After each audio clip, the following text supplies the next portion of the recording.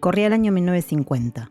La mujer más querida y taquillera de la Argentina, aclamada por multitudes de un extremo al otro del país, se encontró de un día para el otro con todas las puertas cerradas. Sin avisos, sin explicación. El teléfono había dejado de sonar. Los contratos habían desaparecido. Y nadie, absolutamente nadie, se animaba a mirarla a los ojos. Desesperada, fue 3 veces a la Casa Rosada a pedir explicaciones. No a rogar, a preguntar, porque quería saber el motivo. La derivaron con el secretario privado del presidente, Juan Duarte. La hicieron esperar. La volvieron a hacer esperar. Y cuando por fin se abrió una puerta, no fue para invitarla a pasar. El secretario del secretario salió y frente a todos los presentes le gritó sin rodeos: «Señora, dice el señor Duarte que se acuerde cuando en una fiesta de pitucos, vestida de prostituta, imitó a su hermana Eva». Ella quedó de piedra. ¿Había pasado realmente eso? ¿La gran estrella del humor argentino había llegado tan lejos como para imitar a la mismísima primera dama? ¿O había algo más detrás de esa acusación? La verdad, como vamos a ver, es más complicada y más interesante que cualquier versión simple. Para entender este escándalo, tenemos que retroceder mucho más atrás, hasta el principio, hasta el nacimiento de una leyenda. Nuestra protagonista nació el 1 de junio de 1903 en el barrio de Caballito, Buenos Aires. Su nombre verdadero era Marina Esther Traveso. Era hija de inmigrantes asturianos. Y la vida la puso a prueba desde muy temprano. A los 2 meses de nacer, su padre falleció. Su madre, viuda y sola, se mudó con ella a una casona del barrio de Montserrat. Desde chica la llamaban Nini. Era una niña llamativamente tímida en público, pero en la intimidad dicen que era un torbellino. Tenía un talento extraño, casi inquietante. Se asomaba a la ventana de su casa en la calle Defensa y escuchaba. Escuchaba cómo hablaban los vecinos inmigrantes, cómo se movían, cómo peleaban, cómo se reían. Absorbía todo como una esponja. Su gran musa de esos años fue Francisca, la empleada doméstica española que trabajaba en su casa. Nini la imitaba a la perfección, con una precisión que dejaba a todos con la boca abierta. Nadie lo sabía todavía, pero ese oído finísimo sería la base de todo lo que vendría después. Al terminar el bachillerato, Nini soñaba con estudiar filosofía y letras. En la fiesta de graduación, cuando le pidieron que pusiera en un cartel qué quería ser de grande, escribió con humor: domesticóloga. Esa era Nini, la ironía como escudo ante cualquier cosa seria. La vida, sin embargo, tenía otros planes para ella. A los 19 años se casó con Felipe Edelman, un ingeniero de origen ruso casi 20 años mayor que ella. Tuvieron una hija, Angelita, que sería la única, pero el matrimonio fue una pesadilla. Edelman era un jugador compulsivo que apostó todo, absolutamente todo. Apostó la casa, los muebles, todo, hasta la cuna de la bebé. Arruinada, con Angelito en brazos, Nini se fue a vivir a una pensión. Ay, será ya lo malo, neve. Es que no lo tenía al revés, se lo tomé por un 6. Como ella misma recordaría en sus memorias, fue una catástrofe sentimental y económica. Y esa catástrofe la obligó a salir a la calle a buscar cómo sobrevivir. Consiguió trabajo como redactora en la revista La Novela Semanal y Sintonía.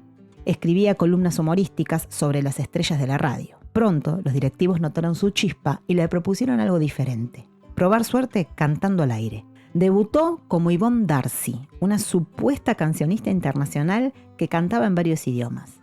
Para esa época ya se había vuelto a casar con un contador paraguayo llamado Marcelo Salcedo. Al unir la primera sílaba de Marina con la de Salcedo, Mar, Sal, y gracias a un error de tipeo en la prensa, nació su nombre artístico definitivo, Nini Marshall. El verdadero punto de inflexión llegó casi por casualidad, como suelen llegar las cosas importantes siempre, ¿no? Una conductora de radio la escuchó en los pasillos haciendo en broma la voz de aquella empleada gallega de su infancia. Le pidieron que la hiciera al aire, y así nació Cándida Loureiro Ramallada, un personaje que desató la ternura y las carcajadas de todo el país. Poco después, en 1937, trabajando con el galán Juan Carlos Torri en Radio El Mundo, Nini observó algo que la fascinó. Observó a las fanáticas enardecidas que se agolpaban en la puerta para pedir autógrafos. Tomó sus expresiones, su mala pronunciación, su ropa extravagante, sus sueños un poco exagerados, y con todo eso creó la inolvidable Catita. El éxito fue arrollador. Nini pasó a escribir sus propios libretos, lo que en esa época para una mujer era casi revolucionario. Los productores de radio literalmente no aceptaban guionistas mujeres. Ella insistió. y ganó. Para nutrir sus personajes viajaba de incógnito en colectivo. Iba a la peluquería, escuchaba conversaciones en la calle, espiaba la vida cotidiana con la misma dedicación con que otros estudian en la universidad. De la radio saltó al cine en 1938 con Mujeres que trabajan. Siguieron éxitos como Hay que educar a Niní, donde debutaron unas jovencísimas gemelas, Mirta y Silvia Legrand, y Carmen. Ahí se convirtió en la actriz más prolífica y mejor pagada del país. Bueno, pero el humor popular siempre incomoda a los rígidos, ¿no? En 1943, un golpe militar tomó el poder e instauró una cruzada para purificar el lenguaje. Los censores apuntaron directamente contra Niní. La acusaron de que las deformaciones idiomáticas de Catita eran una amenaza para la educación del pueblo, que, según ellos, no tenían capacidad de discernir. La respuesta de Niní fue magistral. Hizo que Catita muriera por catalepsia en la radio.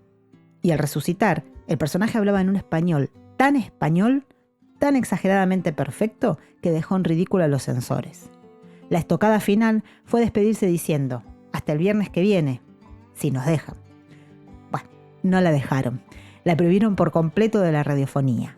Aún así, siguió triunfando en el cine, hasta que llegó 1950 y con él algo mucho más oscuro. Nosotros. Ay, ¿quiénes son estos señores? Son los propietarios de la radio. ¿Y qué quieren de mí? Vamos a hacerle un contrato enseguida. ¿A mí?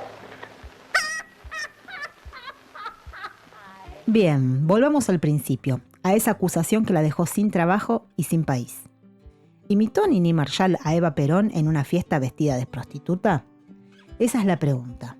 Y después de investigar bastante, les digo con honestidad, no hay una respuesta definitiva. No hay fotos, no hay filmaciones, no hay testigos imparciales. Lo que hay son versiones y cada uno dice algo diferente. La versión de Niní fue siempre la misma, hasta el último día de su vida. Era mentira, pero nadie me quiso escuchar. Muy bien, vamos a ver quién fue la supuesta testigo. Esta testigo fue una actriz llamada Fanny Navarro, compañera de Niní en la película Mujeres que bailan. Según esta versión, Navarro habría estado en esta fiesta, habría visto la imitación y le habría contado todo a Juan Duarte. El detalle que no es menor, Fanny Navarro y Juan Duarte mantenían una relación muy cercana, con rumores de romance incluidos. La testigo tenía sus propios intereses, obviamente. Pero hay más versiones todavía. Algunos historiadores señalan que Eva Perón ya le guardaba rencor a Niní por otro motivo. Un espacio privilegiado en la radio que Marshall había conseguido y que Evita misma había querido para ella. Otros apuntan a que Eva se había molestado específicamente por el papel de Niní en la película Madame Saint-Jean, años antes. También cuentan las malas lenguas que Juan Duarte la invitó varias veces a cenar y que Niní rechazó esas invitaciones como muy cortésmente, pero bueno, lo rechazó. Así que, en otras palabras, puede haber habido imitación o no, pero los motivos para sacarla de en medio existían de todas formas. Vale decir que todo esto es lo que las distintas fuentes históricas señalan. No existe documentación que confirme o descarte definitivamente ninguna de estas versiones. La única fuente directa es la propia Niní en sus memorias. Lo que sí es un hecho concreto es que el boicot fue real, total y fulminante, y que a Niní no le quedó más remedio que armar las valijas. Lo que podría haber sido una derrota se convirtió en una segunda vida. Radicada en Ciudad de México, Niní no se quedó lamentándose. Filmó 10 películas con gran éxito, entre ellas una gallega en México que terminó estrenándose también en Argentina, aunque muchos de los créditos porteños habían borrado su nombre. El boicot llegaba hasta ahí. Pero el público no lo olvidó, y ella tampoco olvidó al público. Con la energía de siempre, creó 2 personajes nuevos. Bárbara McAdam, una turista extravagante que se ponía absolutamente todas las prendas típicas mexicanas al mismo tiempo. Y Lupe, una pueblerina sufrida, maltratada por su marido Margarito. Niní observaba, absorbiendo, creando, igual que siempre. Y no se quedó solo en México. Junto a su tercer esposo, el productor Carmelo Santiago, con quien se unió en esos años, recorrió Cuba, República Dominicana, Puerto Rico, Colombia, Perú, Chile, Uruguay, Barcelona y Madrid. Su humor no necesitaba traducción. Era universal, porque era profundamente humano. El éxito, además, le cobró un precio personal. Su segundo matrimonio, con Marcelo Salcedo, no sobrevivió a la distancia ni al nuevo presente. Se separaron. Una vez más, Niní siguió adelante sola con Angelita al lado. Muerta Eva Perón y caída el peronismo en 1955, Niní volvió a la Argentina. Regresó con Carmelo, con personajes nuevos y con algo que el exilio no le había podido quitar: su talento intacto. Bueno, hay una parte de Niní que suele quedarse en las sombras y que creo que vale la pena contar. En el amor, Nini no tuvo suerte. 3 matrimonios, 3 fracasos. El primero, arruinado por la ludopatía. El segundo, destruido por el exilio. Y el tercero, con Carmelo Santiago, duró 16 años y parecía ser el definitivo. Habían construido juntos una carrera, un mundo, miles de kilómetros recorridos. Pero en 1968, Nini se enteró de que él tenía un amante. Se separó y declaró con esa mezcla de dignidad y dolor que la caracterizaba que ponía fin a su vida sentimental para siempre. Desde entonces siguió adelante sola. Pero hay algo en lo que no estuvo sola, su familia. Su única hija, Angelita, fue su compañera más fiel. Angelita no siguió la carrera artística de su madre, aunque alguna vez actuó junto a ella en el teatro. Eligió otra vida y tuvo 2 hijos, Marina y Carlos. Marina, el mismo nombre que su abuela, no es casualidad. Nini fue una abuela extraordinaria. Sus nietos nunca necesitaron contratar un payaso para sus cumpleaños. Ella les montaba obras de teatro usando el vestuario de sus viejas películas. Escribía guiones especiales para hacerlos actuar y veraneaba sola con ellos.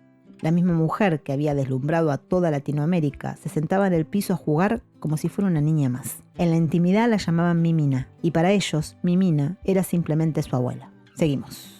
La readaptación al Buenos Aires de los años 50 no fue fácil. El público había cambiado, y Nini lo sabía. Pero en los años 60 renació como el Fénix al sumarse a Sábados Circulares de Pipo Mancera, donde sus espacios humorísticos llegaban a 40 puntos de audiencia. Y en la década del 70, un joven productor llamado Lino Patalano la convenció de desempolvar viejos guiones para el Café Concert. Así nació El Magistral y se nos fue de repente. Nini, sola en el escenario, recreando el velorio de un zapatero, interpretando a todos sus personajes.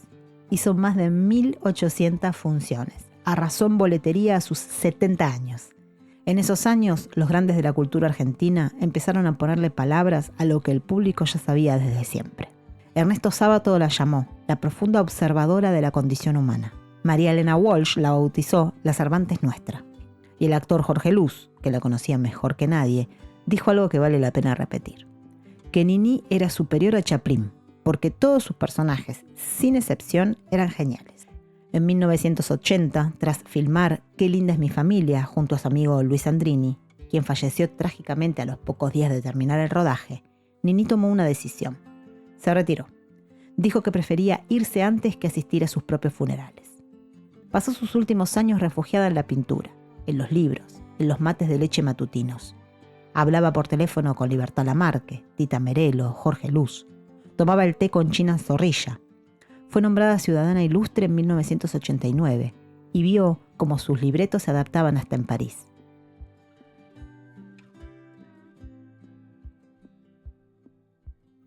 El 18 de marzo de 1996, a los 92 años, el corazón de Marina Esther Traveso dejó de latir. Multitudes despidieron sus restos en el Teatro Nacional Cervantes.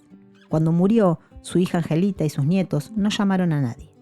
Se sentaron juntos en casa y pusieron una película de ella, porque reírse, dijeron, era el mejor homenaje que podían darle. Así se fue la mujer que, según sus propias palabras, no fue más que una señora de su casa que se hizo la graciosa. La misma que de joven había escrito en su cartel de graduación que quería ser domesticóloga. La misma que con una beba en brazos y sin un peso salió a la calle a inventarse una vida y terminó siendo para toda Latinoamérica la eterna e inigualable Nini Marshall.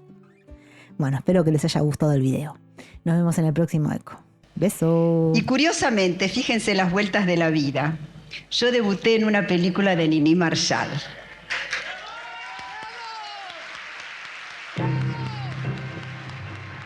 De manera que me honro en entregar el premio a una mujer de los quilates, de la trayectoria de la señora Nini Marshall.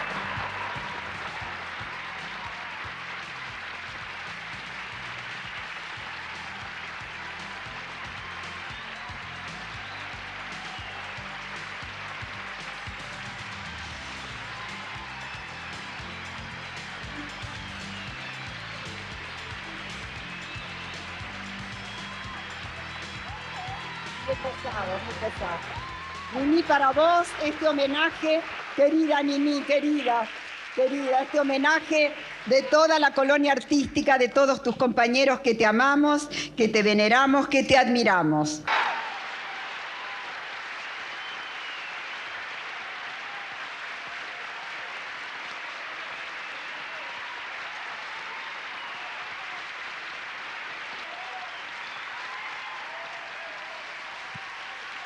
Bravo, Nini, bravo, bravo. Toda la gente de pie saludando a esta número 1.